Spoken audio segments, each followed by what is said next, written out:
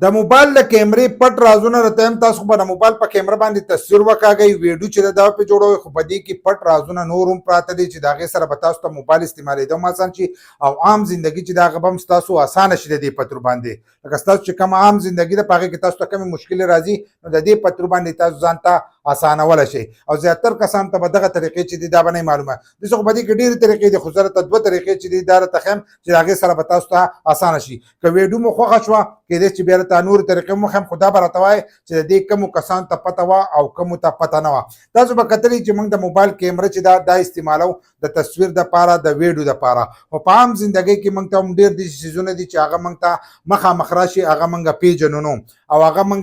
لکه دا وایو چې دا شی د څه لپاره استعمالیږي نو دغه ټول هر سره چې دي دا ستاسو د موبایل کیمره چې دا خولی شي د یو اپلیکیشن په ترو باندې چې هغه اپلیکیشن ستاسو په موبایل کې نو د هغې په ترو باندې زیاتر کسان سره به وي خو کمتر داسې کسان به وي چې د هغو سره به دغه اپلیکیشن نه وي نو چې دغه اپلیکیشن تاسو په خپل موبایل کې انسټال کړئ نو تاسو ډېر اساني چې دا هغه ځان ته جوړولی شي په عام زندګۍ کې به تاسو ته اساني چې دا به جوړه شي نو زه راته د موبایل به د سکرین باندې چې دی دغه راته ښیم چې دا تاسو په خپل استعمال کې څنګه راوستی شئ سکرین به تاسو ته د اپلیکیشن ښکارېږي جیمنی اپلیکیشن د دې په ترو باندې تاسو د کیمرې نه ډېر پیدې چې دی دا اوچتولی شئ موږ د اپلیکیشن چې دی دا ځان سره کولاو کړو چې څنګه دا تاسو کولاو کوئ دا به تاسو ته دغه شانتې کولاو شي چې کولاو شو دلته کې دا آپشن به تاسو ته ښکارېږي دې خوا په دې آپشن چې دی په دې باندې به زور وکړئ چې په دې څنګه زور وکړو تاسو ته به دا مخ چې دی دا به داسې کولاو شي تاسو ډایرکټ د جیمنی سره خبرې هم کولی شئ خو موږ درته کیمرې وایو چې په کیمره کې دا پټ سیټینګونه دي نو ګورته چې په دې څنګه زور وکړئ په دې کیمره دې خوا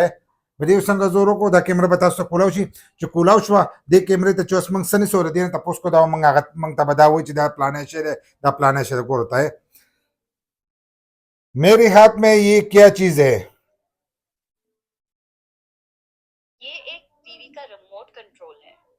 اوس موږ په یو شي باندې نه پوهېږو موږ د دې نه تپوس کولو چې دا بټن د څه لپاره ده وکشه ہے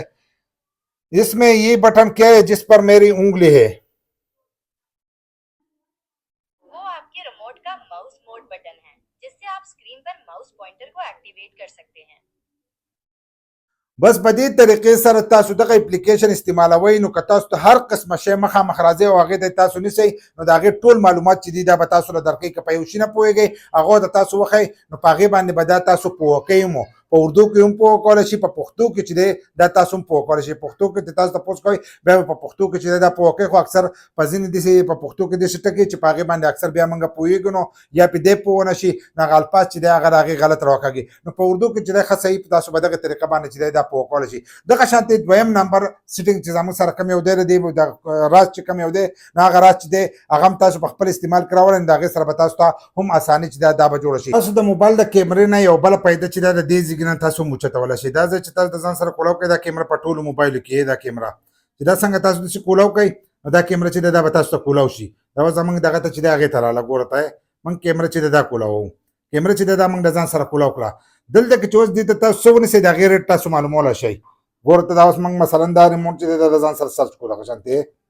دا خو هسې ریموټ ته ښیم داسې که تاسو هر شی چې دی هغه سرچ کوئ دغه شانتې سرچ وکړو لاندې تاسو وګورئ تاسو ته به هغه راشي ګوره ته دا ریموټ راغی د دې قیمت او هر سره چې دی دا به تاسو ته به دې کې چې دی دا به شو کېږي نو په دې کې که تاسو بوټان سرچ کوئ څه سرچ کوئ هغه پکې تاسو هم سرچ کولی شئ د هغې د ریټ چې دی دا تاسو ته هم پته لګېدی شي بس په دې طریقې سره چې دغه تاسو په خپل استعمال کې راولئ نو تاسو چې د هر شي قیمت معلومولی تاسو قیمت هم معلومولی شئ سرچ کولی هم شئ په نور دنیا کې هم د هغې ریټ معلومولی شئ په پاکستان کې هم د هغې ریټ معلومولی شئ که تاسو ته د بهر ملک نه یو شی راشي نو تاسو په پاکستان کې دننه د هغې ریټ چې دی دا تاسو معلومولی شئ